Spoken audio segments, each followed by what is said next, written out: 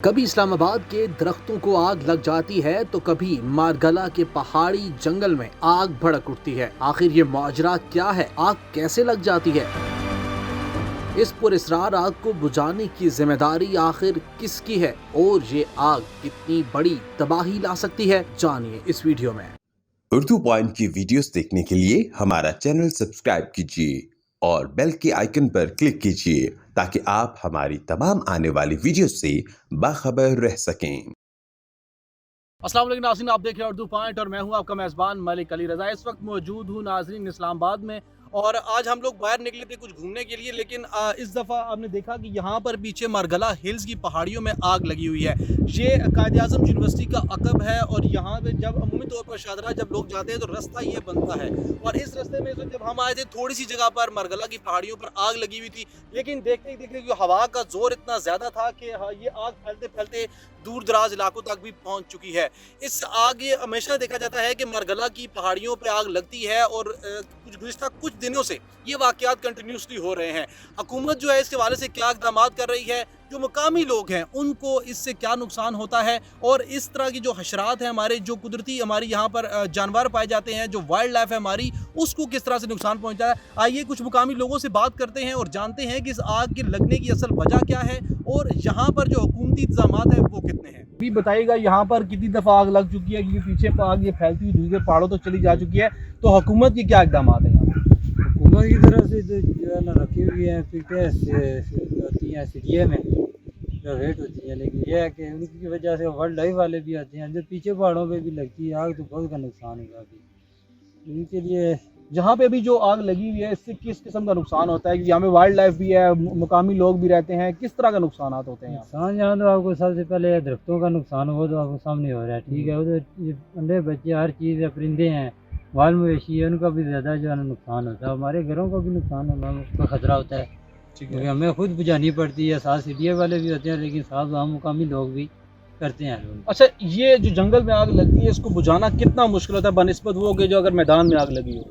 یہ بڑا مشکل بات کام ہے، کیونکہ گاڑی تو راہ نہیں سکتی ہے، نہیں تو فائر بریگیڈ والے کو بنا بلاتے۔ تو یہاں پر جو آگ بجھانے کا سب سے اصل طریقہ جو آپ لوگ استعمال کرتے ہیں وہ کیا ہے؟ کس طرح سے آپ اس طرح کی آگ کو بجھاتے ہیں؟ ہم یہ ٹہنیاں نہیں ہوتی ہیں درختوں کی، ان کو اکٹھا کر کے ان کے ساتھ بجھاتے ہیں زیادہ۔ اچھا، ان کے ساتھ اس ویسے نہیں بجھنے کا کوئی چانس نہیں ہوتا، پانی تو کہاں سے لے کے جائیں، اتنا پانی تو آگ آپ کو سامنے ہے۔ بابر خان یہ بتائیے گا کہ یہاں پر آپ نے دیکھا کہ آگ لگی ہوئی ہے، حکومت کو یا اداروں کو، سی ڈی اے ہو گیا، وائلڈ لائف ہو گیا، ان لوگوں کو کیا اقدامات کرنے چاہیے کہ اس آگ کو یہ اتنی پھیل چکی ہے اس کو بجھانے کے لیے کتنا جلدی اور کوئک ایکشن کیا جا سکتا ہے؟ جی، اصل میں تو یہ ہے کہ ایک تو نفری ہے لیکن کم ہے۔ اگر نفری تھوڑی زیادہ ہوگی اور اس کے کچھ آلات ہیں، اگر وہ تھوڑی بہت بھی ہو جائیں تو اس پہ قابو پایا جا سکتا ہے، کیونکہ ہم جب بھی اکثر گرمیوں کے سیزن میں ادھر آتے ہیں تو آگ یہاں پہ ہر سال یہ عام سی بات ہے۔ تو یہاں کے جو گاؤں کے لوگ ہیں وہ بھی اکثر یہ کہتے ہیں، خود یہاں کی کچھ بندے بھی سیڈیا میں ہوتے ہیں، لیکن ان کا زور قابو کرنا ان پہ نہیں ہوتا، وہ نہیں کر سکتے اس کو، جب تک کہ کچھ نفری زیادہ ہو جائے، تاکہ ہر ایک پوائنٹ پہ کلومیٹر کے فاصلے پہ بندے بیٹھے ہوں تو ان کو پتہ چل جائے کہ یہاں پہ کتنے آسانی سے پتہ چل جاتا ہے۔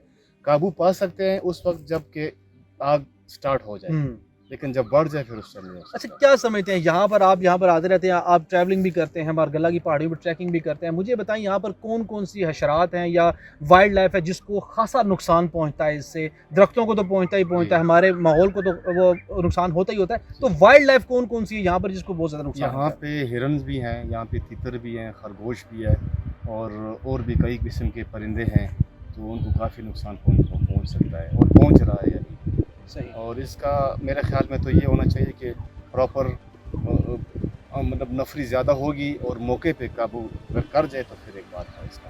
کیا سمجھتے ہیں کیا وجہ ہے کہ اتنی دفعہ مارگلا کی پہاڑیوں پہ آگ لگ چکی ہے، ہمیشہ انتظامیہ دیر سے پہنچتی ہے، اس کی ریزن کیا سمجھتے ہیں؟ اس کی سب سے بڑی وجہ یہ ہے کہ ایک تو غفلت بھی ہے، دوسرا نفری اس لیول پہ نہیں بڑھائی جاتی، اور زیادہ تر گاؤں کے لوگ بھی یہ اکثر کہتے ہیں کہ ہم میں سے کچھ اس طرح ہو لوگ ہوں تو وہ بھی یہ بھی ایک ایشو چل رہا ہے کہ مقامی لوگ کہتے ہیں اور ان کو زیادہ بھرتی نہیں کیا جاتا۔